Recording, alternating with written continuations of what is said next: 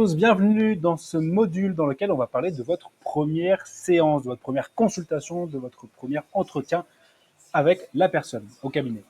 Ça va être important de voir les différentes étapes à respecter dans votre première consultation et la différente structuration que vous devez mettre en place, car c'est ce qui va poser les bases de toute la relation avec votre patient et de toute sa prise en charge. Si aujourd'hui, dans votre cabinet, vous n'avez pas un script précis de ce que vous devez faire lors de la première consultation, regardez bien ce module-là parce que ça va être important.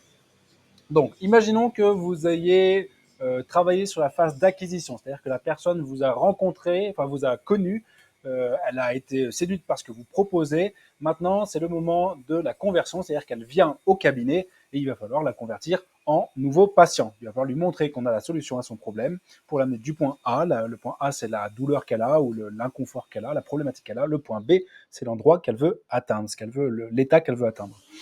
Et lors de cette première consultation, il y a des choses à faire, à respecter. Tout d'abord, ça va être avant la consultation, c'est d'apporter de la valeur à la personne.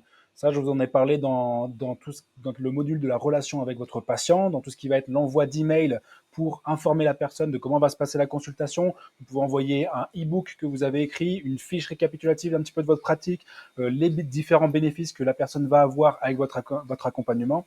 Envoyer de la valeur avant la séance pour que la personne ait déjà un lien de confiance avec vous, qu'elle soit déjà séduite et qu'elle soit déjà dans le chemin de sa guérison avec vous. Une fois que donc la personne est arrivée au cabinet, vous devez poser un diagnostic. C'est-à-dire que vous devez évaluer si la problématique que la personne a en face, enfin que la personne en face de vous a, si cette problématique vous pouvez la prendre en charge. Là, vous écoutez attentivement le patient, les difficultés qu'il rencontre, les problématiques qu'il a, et vous estimez effectivement si c'est possible ou pas de le prendre en charge. Lors de cette première consultation, vous pouvez, si vous le souhaitez, directement agir, directement faire votre pratique. Si vous êtes ostéopathe, vous pouvez par exemple manipuler directement à cette première consultation, ou vous pouvez simplement faire une première consultation de bilan. Ce bilan, vous pouvez le faire gratuit, par exemple. Donc, la personne arrive au cabinet premier ou même par téléphone, vous pouvez le faire. Première consultation, premier bilan gratuit. Et ensuite, soit vous passez sur une consultation où là, vous ferez payer la manipulation, la pratique, ou soit vous revoyez le patient pour une vraie première consultation. Une fois que vous avez fait le diagnostic, donc soit vous avez traité, soit vous n'avez pas traité, il est temps de faire le compte-rendu. C'est-à-dire que le compte-rendu, ça veut dire, vous avez cette problématique-là, je la comprends, la solution, ce que vous voulez atteindre, c'est ça, c'est ici, et le chemin entre les deux, c'est ma prise en charge, si vous pouvez le prendre en charge. Et ça se passe de telle manière. Ce compte-rendu, c'est expliquer au patient si on va le prendre en charge ou non, et si on ne peut pas le prendre en charge, où est-ce qu'on peut le réorienter. Et puis, c'est le fait de lui dire exactement comment ça va se passer dans la suite. Donc, c'est à partir de ce moment-là que vous pouvez soit proposer une séance unique, si le problème il est unique, enfin, s'il y a besoin d'une séance, soit un forfait, soit un accompagnement plus poussé. C'est vraiment à vous, c'est vous le professionnel, c'est vous qui savez la meilleure prise en charge que votre patient doit prendre, finalement, doit suivre pour en finir avec son problème et arriver à la situation où il veut arriver. Donc ça, c'est votre responsabilité, vous en tant que thérapeute, de proposer la meilleure option possible à votre patient, que ce soit une séance individuelle, un forfait ou un accompagnement beaucoup plus poussé. Ça, c'est votre responsabilité. Et ensuite, à partir de là, la personne, elle est libre ou non d'être accompagnée par vous, de vous suivre dans ce projet-là, dans ce protocole-là. Mais au moins, vous avez fait une première séance avec un diagnostic qui a été posé sur la problématique du patient. Ensuite, vous avez fait un compte-rendu de cette problématique-là et du chemin qu'il y a à parcourir. Au moins, la personne, elle sait où est-ce qu'elle doit aller pour aller mieux. Soit elle le fait avec vous, soit elle ne le fait pas avec vous. Mais si elle ne le fait pas avec vous, par exemple, parce que vous ne pouvez pas la prendre en charge, au moins, elle aura une prise en charge, une écoute qui sera de bonne qualité et elle pourra vous recommander aux personnes de son entourage. Ce compte-rendu, vous avez deux choix pour le faire. Soit vous le faites lors de la première consultation, donc c'est-à-dire après le bilan gratuit, la première consultation, vous faites par exemple la première manipulation si vous êtes ostéopathe ou la première pratique si vous êtes sophrologue, et vous faites le compte-rendu soit après cette première consultation-là, ou soit lors du deuxième rendez-vous. C'est-à-dire que ça peut vous permettre, si vous le faites sur le deuxième rendez-vous, ça peut vous permettre de vous laisser le temps de réfléchir au cas particulier de la personne, à ses spécificités. Ça peut vous donner plus justement de temps et de moyens pour vraiment construire un accompagnement qui lui sera personnalisé, qui l'aidera au mieux dans sa problématique.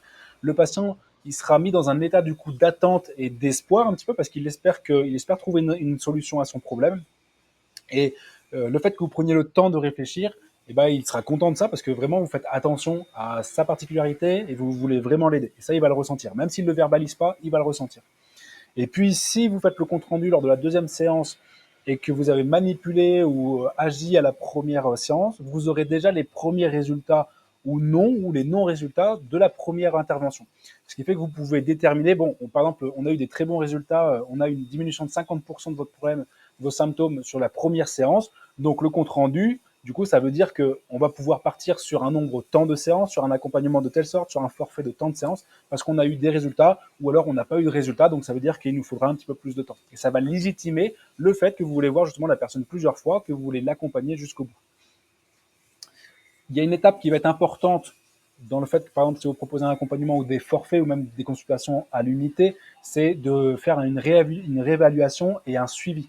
C'est-à-dire de prenez le temps à un moment donné, lorsque vous arrivez par exemple à la fin de votre forfait, vous faites 3 séances, imaginons, vous arrivez à la fin des 3 séances et vous dites maintenant, on va prendre le temps dans la séance d'évaluer un petit peu les résultats qu'on a obtenus. Alors ça peut être en termes de mobilité, ça peut être en termes d'amplitude de mouvement, ça peut être en termes de degré de douleur, ça peut être également en termes de ressenti de la personne, si vous travaillez plutôt sur le côté émotionnel et psychologique, comment est-ce que la personne se sentait avant d'avoir entamé le chemin avec vous et maintenant comment elle se sent. Et cette réévaluation va vous permettre de savoir et en partenariat avec votre patient, de savoir si on doit continuer, si on change d'angle thérapeutique ou si on arrête et puis on redirige la personne. L'évaluation, elle est importante et vous voyez ça venir. Comment est-ce qu'on fait pour réévaluer et comment on fait pour se souvenir de ce qui a été fait, par exemple, sur les premières séances? C'est important que vous ayez un suivi de la personne et que vous ayez quelque chose qui soit mesurable en termes d'efficacité et de résultats. Par exemple, si vous voyez la personne, elle vient pour une problématique d'épaule et elle ne peut pas lever l'épaule à plus de 90 degrés à la première séance, si trois séances après, vous notez ça 90 degrés, vous faites un schéma s'il faut, vous prenez des photos s'il faut, vous marquez tout ça, et après, vous montez, troisième séance, hop, on a quelque chose d'objectif, la personne, elle peut lever le bras. Vous le marquez également. Comme ça, vous pouvez montrer à la personne, parce que des fois, les patients, ils oublient. Il y a une phrase que j'aime bien qui dit la santé, c'est le silence des organes. Quand on a pas mal, on oublie son corps, on oublie qu'on avait des problèmes. Et c'est souvent, si vous êtes déjà en train de pratiquer, vous savez très bien que des fois, on va dire à des patients, comment ça va vos maux de tête, par exemple? Ah oui, tiens, c'est vrai que j'avais des maux de tête avant. Ils oublient, en fait. Donc, c'est pour ça qu'il faut tout noter, numéroter, mettre des pourcentages, des graphiques, des photos, voilà, le plus possible. Ça va renforcer votre prise en charge de votre patient. Il va vraiment se sentir écouté, évalué, dans le sens bien, dans le bon sens évalué. Il va vraiment sentir qu'il est pris en charge et que son cas est personnalisé. Et comme ça, vous aurez vraiment des choses objectives à montrer, des preuves objectives à montrer à tout le monde, en fait, à vous-même, pour vous rassurer sur vos compétences, votre pratique, votre légitimité, à votre patient parce qu'il oublie des fois les soucis qu'il avait eu avant, et puis surtout aux nouveaux patients. Aux nouveaux patients, et ça vous fera des témoignages à mettre sur vos réseaux sociaux, sur Internet, sur votre site Internet. Donc, vous devez mettre en place lors de cette première séance, soit lors du premier bilan gratuit, vous devez mettre en place une fiche de suivi, un carnet de suivi. C'est toujours bien de donner quelque chose de physique à la fin de ce premier bilan gratuit ou de cette première séance. C'est toujours bien de donner quelque chose de physique, un objet physique à votre patient parce que ça va permettre de renforcer un petit peu la valeur que vous lui avez apportée dans la séance et ça lui permet d'avoir un support. Par exemple, si vous avez un carnet, il vient, quand il commence son forfait avec vous, son accompagnement avec vous, il a son carnet, vous notez séance après séance qui a été fait, les différents degrés d'amplitude lors de la réévaluation, et comme ça, la personne, elle se sent vraiment prise en charge d'un point de vue humain et relationnel, et d'un côté physique aussi, parce qu'il y a quelque chose de tangible entre les mains qui représente votre accompagnement, votre prise en charge. Donc, je récapitule. La première séance, vous pouvez faire une première séance gratuite, un premier bilan gratuit, d'accord? Un premier bilan, par exemple, si vous êtes ostéopathe, c'est un premier bilan postural gratuit. Si vous êtes sophrologue, un premier bilan au niveau du stress, au niveau des conditions de vie, de l'hygiène de vie, par exemple, des choses comme ça.